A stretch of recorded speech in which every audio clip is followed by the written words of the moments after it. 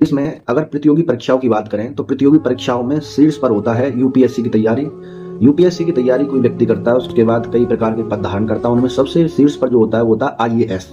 ठीक है साहब, तो जो भी व्यक्ति आईएएस बन जाता है वो अपने आप में एक बुद्धिजीवी होता है, महान बुद्धिजीवी, जो कई प्रकार के विषयों का अध्ययन कर, कई चरणों से गुजर कर उस पद को प्राप्त करता है, तो उसका सम्मान तो होना चाहिए। लेकिन हाल ही में एक आईएएस अधिकारी संतोष वर्मा, वो आईएएस नाम लगाना ही वाकई काज अपमान को शब्द है, आईएएस लगानी चाहिए। एक दुष्ट संतोष वर्मा ने एक बयान दियो, आरक्षण कब खत्म होगा, जब ब्राह्मण अपनी बेटियों को हमारे साथ ब्याह देंगे या फिर ब्राह्मण की बेटी से मेरा बेटा संबंध बना लेगा। एक हेरा फेरी मूवी आई थी, उसमें परेश रावल अक्षय कुमार और सुनील शेट्टी से कहते हैं कैसे गुंडा बनेगा रे बाबा तू।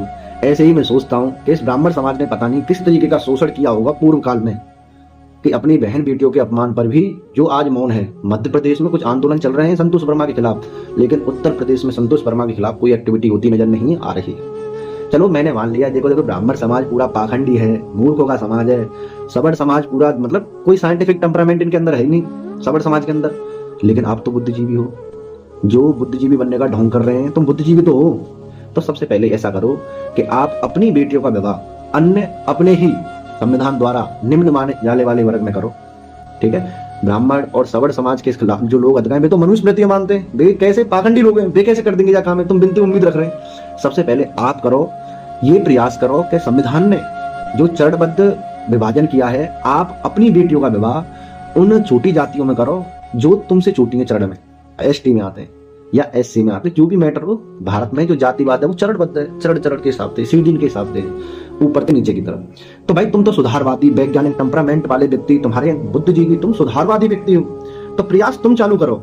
आइए संतोष वर्मा हुए, चाहे उनके समर्थन करने वाले कुछ चूतिए जो मंचर पे समर्थन करना है, मैं संतोष वर्मा का समर्थन करता हूं, तो चूतिए सबसे पहले अपनी बहन को, अपनी बेटी को विवाह अपनी से निम्न माने जाने वाली जाति में करो। संविधान को हम भी मानते हैं, लेकिन रक्षक नहीं हम, क्योंकि संविधान का कोई भक्षक नहीं है। रक्षा वहीं आवश्यक है या कोई भक्षक हो, तो संविधान को सभी मानते हैं, लेकिन संविधान के जो रक्षक हैं, साइंस के वैज्ञानिक हैं, उन्हें इस सुधारवादी नीति को अपनाना चाहिए। मैं काफी लोगों को देखता हूँ धरातल पर ही, वो बहुत बड़े मतलब वामपंथी, मतलब ऐसे तरीके के लोग दिखाते हैं सोशल मीडिया पर, हम ही हैं विज्ञान के जनक पूरी दुनिया में, अरस्तु और ये लोग तो वैसे ही बदनाम है, विज्ञान तो हमारे बाप दादाओं ने दिया था। तो ऐसे लोग धरातल पर अगर उनसे ये बात करते हो ना, यार तुम अपनी बहन का विवाह कहाँ कर रहे हो, सर हम अपनी जाति में कर रहा हूँ, यार तुम सुधारवादी लोग हो, अपनी बहन का विवाह किसी अन्य जाति में करो, अपनी से छोटी माने जाने वाली जाति में करो। ऐसे समझ लो पिछवाड़ी में मिर्च डाल दिया क्या, आग लग जाती है। तो चूतिया, दुष्टो, साले, कीड़े मकोड़े हो, तुम ब्राह्मण की बेटी से संबंध बनाएंगे? औकात से ज्यादा सोचना भी व्यक्ति के लिए बेकार होता है। ये ऐसे बयान, ऐसी गलत विचारधारा ये समाज में एकता नहीं लावेगी, जातिवाद को अंत ना करेगी, जातिवाद और बढ़ावेगी। ब्याह करेंगे तुम ब्राह्मण की बेटी, संबंध बनाएंगे।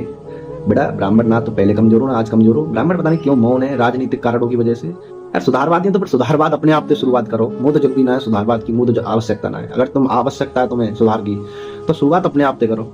मैं धरातल पर काफी लोगों को देखता हूँ, वे सोशल मीडिया के सुधारवादी हैं, धरातल पर कोई सुधारवाद नहीं होता, सारे कीड़े हैं, कीड़े ही रहेंगे। जय भारत माता की।